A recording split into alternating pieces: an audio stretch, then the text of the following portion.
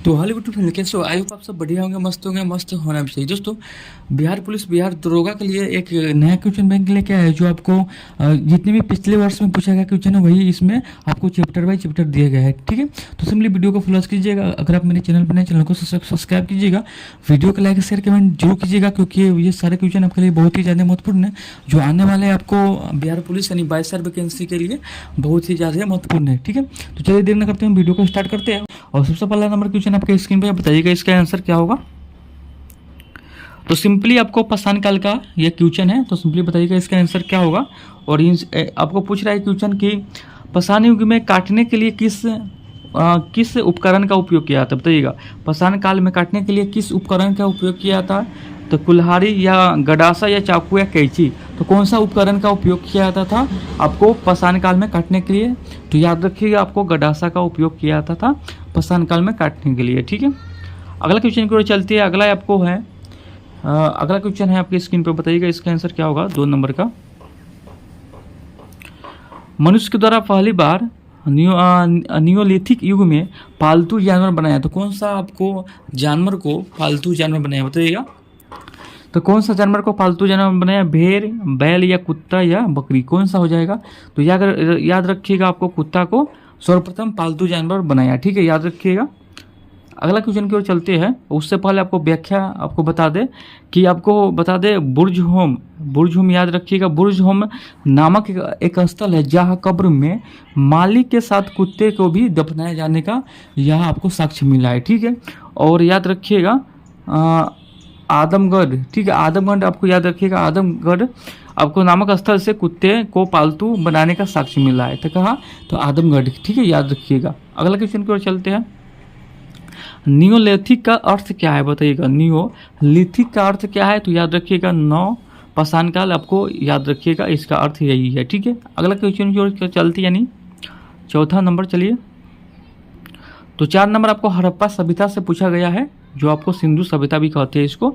तो बताइएगा इसका आपको कार्यकाल की बात करें आपको, यहाँ आपको 2500 ईसा पूर्व से 1750 तक चला ये आपको सभ्यता, याद रखिएगा। और इसमें पूछा गया है आपको कि हड़प्पा सभ्यता के किस स्थल से जलाशय से प्रमाण मिला है, जलाशय का प्रमाण मिला है, तो किस स्थल से मिला है, तो याद रखिएगा धौलावीर से आपको जलाशय का प्रमाण मिला है, तो धौलावीर से। ठीक है, और ये आपको पूछा गया बिहार पुलिस मद्य निषेध वाला में। ठीक है, और सारा क्वेश्चन आपको पिछले वर्ष में पूछा गया है, तो सिंपली इसे याद रखने की कोशिश कीजिएगा। ठीक है, और याद रखिएगा आपको जो धौलावीरा है आपको गुजरात राज्य के कच्छ जिले में है, और ये लुम्बिनी नदी के किनारे है। और इसका खोज किसने किया, उत्खनन कौन किया, याद रखिएगा जेपी जोशी तथा रविंद्र नाथ विशिष्ट ने के द्वारा करवाया गया। ठीक है, अगला क्वेश्चन को चलते हैं। 5 नंबर है, निम्नलिखित में से कौन सी वस्तु हड़प्पा स्थल से प्राप्त नहीं है, तो कौन सी वस्तु है जो हड़प्पा स्थल से प्राप्त नहीं है। तो गहने तो हड़प्पा स्थल से प्राप्त था, ताम्र शीशा भी था, और पैटरी बर्तन भी था, और सूती वस्त्र आपको नहीं था। सूती वस्त्र आपको मोहनजोदारो से प्राप्त होता था। ठीक है, याद रखिएगा सूती वस्त्र आपको मोहनजोदारो से। तो इसमें पूछा गया कौन सा आपको स्थल से प्राप्त नहीं था, तो याद रखिएगा सूती वस्त्र नहीं है। ठीक है, अगला क्वेश्चन की ओर चलते हैं। तो अगला है, निम्नलिखित में कौन सा पुरातात्विक स्थल सिंधु घाटी सभ्यता से संबंधित नहीं है। तो कौन सा स्थल है जो पुरातात्विक है जो सिंधु घाटी सभ्यता से संबंधित नहीं है। तो राखीगढ़ संबंधित है, सुरकोटता भी आपको संबंधित है, और कालीबंगा भी आपको संबंधित है, और ये आहार आपको संबंधित नहीं है। ये आपको ताम्र पुरातात्विक स्थल है, ये एक ताम्र पुरातात्विक स्थल है। कौन, आहार। ऑप्शन नंबर ये इसका सही हो जाएगा। ठीक है, याद रखिएगा बिहार पुलिस कांस्टेबल 2021 में पूछा गया सेकेंड शिफ्ट में। ठीक है, अगला क्वेश्चन को चलते हैं।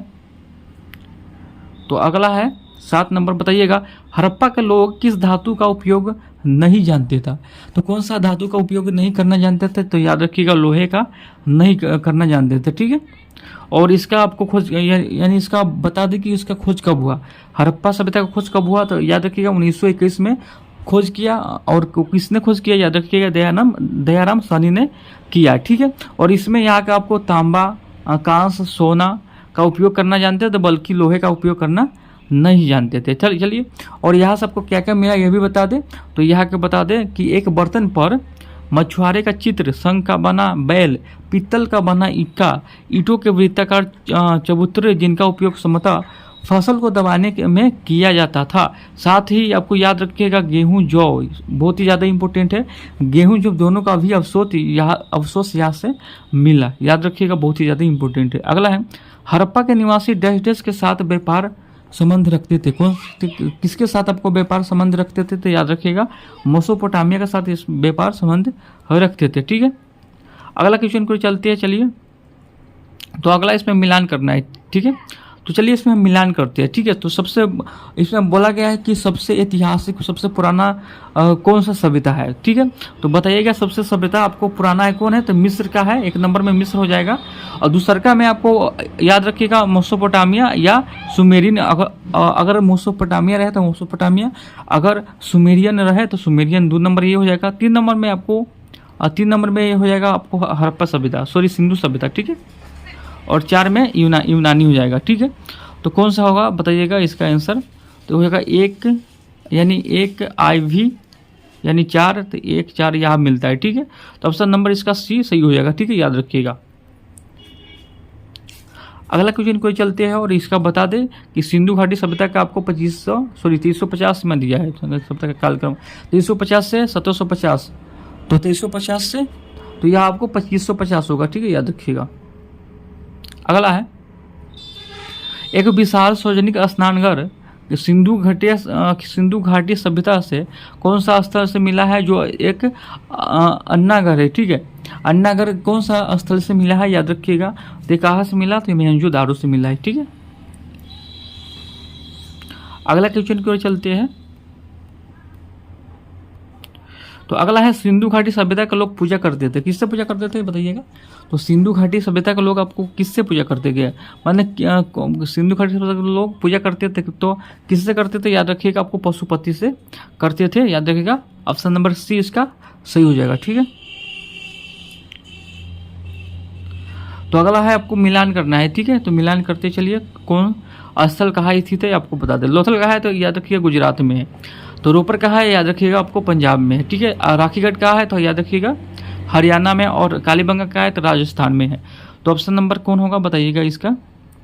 तो 1 के 4 हो जाएगा, 1 के 4, B का 3, मी का 3 और C का यानी C का हो जाएगा 3, C का 2 होगा, C का 2 कौन है? कौन सा में आता है? तो 1 का 4, B का 3, C का 2, तो ये में नहीं आता है और ऊपर नहीं आता है, बच गया 2, तो D का 1 कौन है? ये ऑप्शन नंबर B इसका सही होगा, ऑप्शन नंबर B। ठीक है, अगला क्वेश्चन को चलते हैं और इसमें भी आपको मिलान करना है। ठीक है, अगला क्वेश्चन 13 नंबर है। ठीक है, हड़प्पा स्थल के किस नदी के किनारे है? तो हड़प्पा स्थल आपको किस नदी के किनारे है? तो आपको रावी नदी के किनारे, याद रखिएगा। हड़प्पा स्थल आपको रावी नदी के किनारे है और इसका आपको 1921 में खोज हुआ। ठीक है, याद रखिएगा ये भी। और किसने किया? तो दयाराम सरनी ने किया, ये भी आपको याद रखना है। ठीक है, तो अगला फिर से आपको मिलान करना है। ठीक है, चलिए मिलान करते हैं। सिंधु यहाँ पे क्षेत्र है और यहाँ पर आपको पूरा स्थल दिया हुआ है। ठीक है, तो इसको हम मिलान करते हैं। ठीक है, तो 1 क्या हो जाएगा? कौन 1 का आपको हो जाएगा सिंधु कोठी डीजा उसके बाद हो जाएगा पश्चिम बंगाल में कौन है बताइएगा? तो पश्चिम बंगाल में आपको हो जाएगा सरायखोला। ठीक है, उसके बाद हो जाएगा आपको, उसके बाद दक्षिण बलूचिस्तान आपको हो जाएगा बालाकोट में। ठीक है, और हरियाणा हो जाएगा राखीगढ़ में। ठीक है, राखीगढ़ हरियाणा। ठीक है, अगला है तो यहाँ पे आपको सुमेलित करके बताया गया है, तो ये भी आपको देखते ही चलिएगा। ठीक है, अगला क्वेश्चन है सिंधु घाटी सभ्यता से प्राप्त पशुपति सील पर किस जानवर का अंकलन नहीं था? पशुपति सील होता है तो उस पर किस जानवर का आपको मतलब अंकलन नहीं था? तो ये याद रखिएगा, गाय का अंकलन नहीं था। ठीक है, ऑप्शन नंबर इसका C सही हो जाएगा। ठीक है, अगला क्वेश्चन को चलते हैं। लोथल किस नदी के किनारे है? लोथल किस नदी के किनारे है? तो लोथल आपको भोगवा नदी के किनारे है, याद रखिएगा। ठीक है, और लोथल का खोज कब हुआ? 1957 में खोज हुआ इसकी खोज, और ये आपको SR राव ने किया। ठीक है, अगला है सिंधु सभ्यता का प्राचीनतम बंदरगाह कौन सा बताइएगा? तो सिंधु घाटी सभ्यता का प्राचीनतम बंदरगाह कौन सा है, तो याद रखिएगा लोथल हो जाएगा। ठीक है, याद रखिएगा लोथल।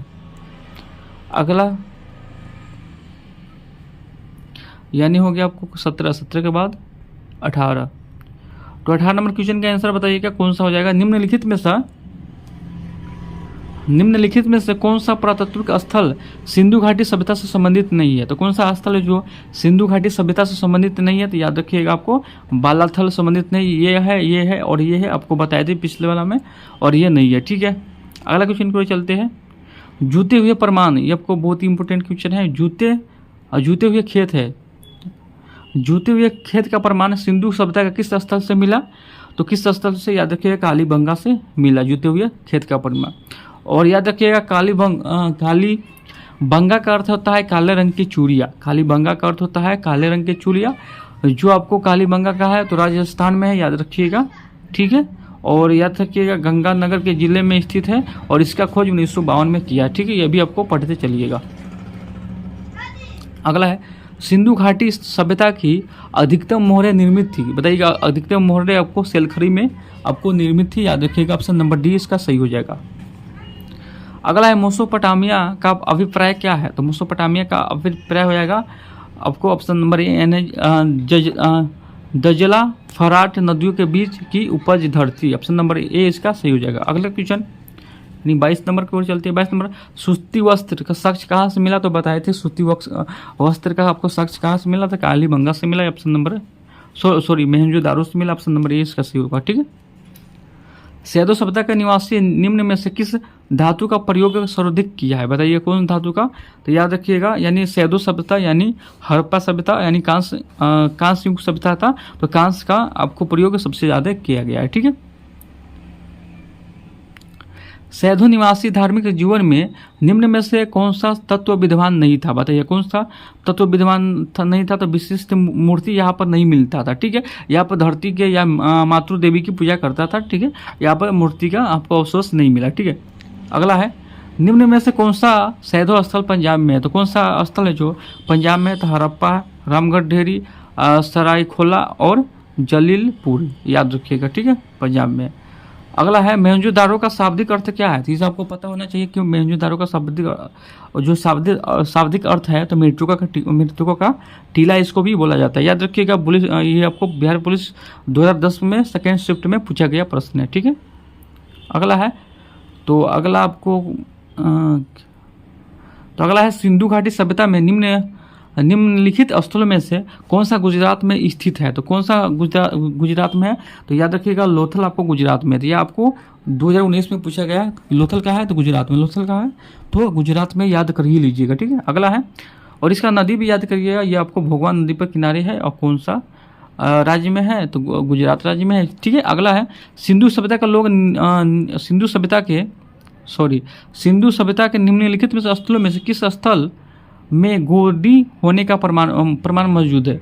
सिंधु सभ्यता के निम्नलिखित स्थलों में से किस स्थल में गोदी यानी डॉकयार्ड होने का प्रमाण है। ठीक है, डॉकयार्ड होने का प्रमाण है, तो इम्पोर्टेंट रहेगा, याद रखिएगा कौन सा आपको लोथल से ही आपको ये प्रमाण मिलता है। ठीक है, अगला आपको वैदिक सभ्यता से पूछा गया सवाल आपको देखेंगे। ठीक है, तो ये आपको लास्ट हो जाएगा। तो चलिए कौन सा वेद धार्मिक अनुष्ठानों की पद्धति का उल्लेख करता है, तो कौन सा, तो हर दिन आपको 3 आपको टॉपिक करवाएगा। इसी तरह आपको सारा क्वेश्चन आपको समाप्त हो जाएगा। उसके बाद जब तक वैकेंसी आएगा, जब तक आपको कंप्लीट हो जाएगा, उसके बाद आपको हम टेस्ट सीरीज लाएंगे, वो आपको करवाएंगे। ठीक है, तो सिंपली आपको क्वेश्चन बैंक देख लेना है। तो चलिए कौन सा वेद आपको धार्मिक अनुष्ठानों की पद्धतियों का उल्लेख करता है, तो कौन सा हो जाएगा, याद रखिएगा यजुर्वेद। ठीक है, यजुर्वेद आपको सामवेद अथर्ववेद में क्या क्या मिलता है ये आपको याद रखना है। तो चलिए हम याद करवाते हैं। नीचे आपको ये आपको वेद 4 है, वेद कितने हैं अगर पूछ दिया जाए तो वेद 4 है। कौन कौन वेद है, तो ये आपको ऊपर लिखा हुआ है। तो ऋग वेद है, यजुर्वेद, सामवेद और अथर्ववेद है। ठीक है, ये चारों वेदों को संहिता कहा जाता है। ठीक है, यजुर्वेद में योगों का नियमों का विधि विधान है आपको संकलन किया गया है। ठीक है, मिलता है। और ये आपको ऐसा वेद है जो गद्य और पद दोनों में लिखा गया है। ठीक है, याद रखिएगा। और याद रखिएगा यजुर्वेद में आपको अनुष्ठानों पद्धतियों का उल्लेख मिलता है। ठीक है।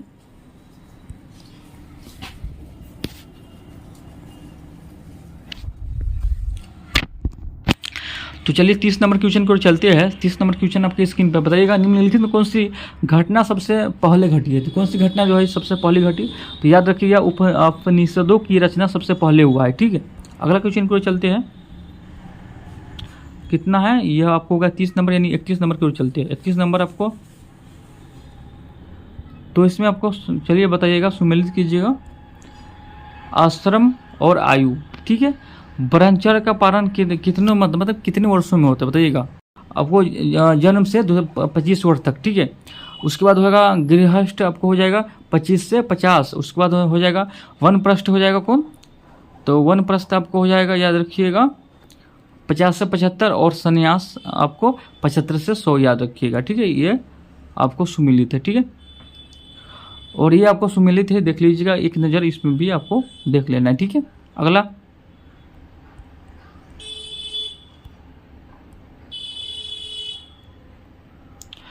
तो अगला में मिलान करना है। चलिए मिलान करते हैं। छंद, कल्प, छंद, निरूपण, शिक्षा। ठीक है, चलिए मिलान करते हैं। इसमें कौन सा कूट में सही होगा। ठीक है, तो याद रखिएगा कौन सा होगा। तो एक का आपको हो जाएगा एक, यानी कल्प यज्ञ। ठीक है, उसके बाद छंद, छंद शब्दों को उत्पत्ति छंद कहते हैं। ठीक है, उसके बाद हो जाएगा निरुक्त यानी मंत्र। ठीक है, उसके बाद शिक्षा यानी उच्चारण, यानी सही हो जाएगा ऑप्शन नंबर ए इसका सही होगा। ठीक है, अगला क्वेश्चन की ओर चलते हैं। गायत्री मंत्र की रचना किसने किया, याद रखिएगा गायत्री मंत्र का जो रचना किया था किसने किया था, आपको विश्वामित्र ने किया था। ठीक है, विश्वामित्र ने गायत्री मंत्र का मतलब आपको रचना किया था। और याद रखिएगा ऋग्वेद के तीसरे मंडल में आपको ऋग्वेद के तीसरे मंडल में आपको गायत्री मंत्र का उल्लेख मिलता है। ठीक है, जो सविता को समर्पित है, याद रखिएगा। ठीक है, और याद रखिएगा 9वें मंडल में आपको सोम देवता का आपको समर्पित है, याद रखिएगा। ठीक है, ये भी, यानी कौन सा प्रश्न हो गया, यानी 33। अगला 36 होगा। 36 नंबर है, याद रखिएगा निम्नलिखित में से कौन सा ग्रंथ वैदिक साहित्य का हिस्सा नहीं है। कौन सा हो जाएगा जो वैदिक साहित्य का हिस्सा नहीं है, तो वेदांग आपको वैदिक साहित्य का हिस्सा नहीं है। अर्णक्य, उपनिषद, ब्राह्मण है और वेदांग नहीं है। अगला है निम्नलिखित चारों वेदों में से कौन सा एक जादुई माया वशीकरण है। तो जादुई माया वशीकरण किस वेद में मिलता है, तो याद रखिएगा अथर्ववेद में आपको जादू यानी तंत्र मंत्र वाला आपको अथर्ववेद है, याद रखिएगा। ठीक है, अगला वैदिक काल में वर्ण व्यवस्था किसके प्रतिपादित की बताइएगा। वैदिक काल में वर्ण व्यवस्था किसने प्रतिपादित की, याद रखिएगा मनु ने किया। ठीक है, अगला तो अगला है, याद रखिएगा मान्यता अनुसार महाभारत की लड़ाई कुरुक्षेत्र में कितने दिन तक चली। तो याद रखिएगा कितने दिन तक चली, तो याद रखिएगा 18 दिन तक चली। ठीक है, तो अगला क्वेश्चन है प्राचीनतम भारत में पलागल क्या है था बताइएगा। याद रखिएगा संदेश वाहक था। ठीक है, संदेश वाहक। तो 40 प्रश्न हो गया। चलिए 41 को चलते हैं। तो 41 में आपको महाजनपद थे। अगला वीडियो में आपको ये 3 टॉपिक करवाएंगे। 3 टॉपिक यहाँ पे आपको समाप्त हो गया। तो सिंपली आपको वीडियो देख के आपको रिवीजन कर लेना है, याद कर लेना है 3 टॉपिक को, क्योंकि ये आपको पिछले वर्ष में किसी न किसी परीक्षा में पूछा गया प्रश्न सब है। ठीक है, तो फिर एक नए वीडियो के साथ मिलेंगे, तब तक के लिए जय हिंद जय भारत। और आपको अच्छा लगा हो तो वीडियो को लाइक शेयर कमेंट जरूर कीजिएगा। ठीक है।